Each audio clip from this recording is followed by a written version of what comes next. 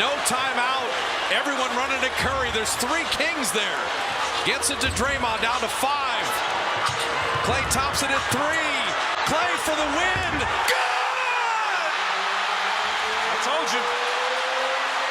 Klay Thompson is still out there if you want to take steps. Yes, sir. Killer Klay had to remind y'all, he's still him. Yo, I'm not gonna lie, the Warriors stole this one at the end.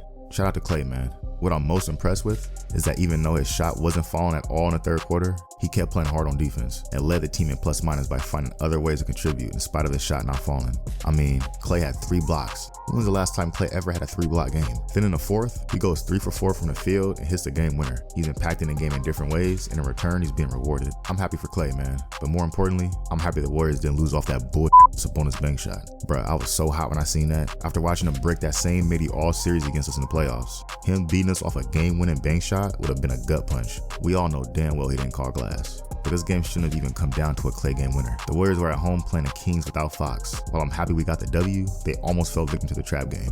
And this is the definition of a trap game. Steve Kerr even said so himself. It's the ultimate trap game tonight. You guys have seen this a million times. A team, loses one of its stars. I think last year we had a game here where Phoenix was missing 4 out of their 5 starters, and they came in and smacked us. So I've already given the players a warning. So the guys know we've got to be ready. Zach's been getting ready for this for the last 2 days, knowing De'Aaron wasn't going to play. We better be ready. They're coming for us tonight. The Warriors 100% would have lost this game last season. I promise you that. These type of back and forth games down the stretch are the ones the Warriors found a way to lose every time last season. But this season's team is different. The main core guys are still here, but the vibes are different. The team's more connected, more focused, and the added vets in place of less kids helps that a lot.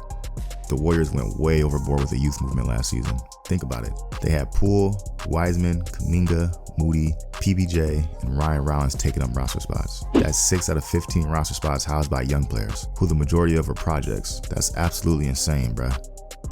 The level of unseriousness by Bob Myers in the front office putting last season's roster together, coming off a title, should be studied. Here's what Draymond had to say after the game. I think he's put a great team together for us. He's given us everything we need. We got size, we got depth, we got ball handlers, we got scorers, we got shooters, we got defenders, and so I think Mike has done an incredible job. And, whether we started 4-1 or 1-4, I can walk in that locker room and we can look around and know when it comes down to the end, we're going to have a shot at it. And that's all you can ask for. And he's put us in position to have a shot at it with the roster that he and Kirk and Joe in the front office has built. We're going to try to do all that we can to maximize it.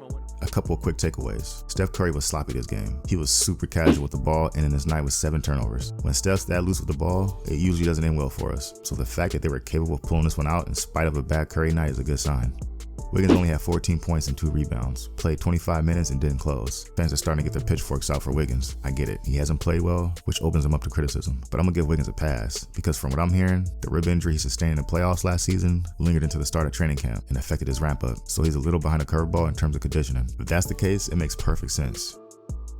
I don't think he's played over 30 minutes a game in any game this season. So y'all gotta be patient with Wiggins, man. Covering from cartilage injuries can be tricky. He'll eventually get to where he needs to be physically. It's just gonna take a little more time.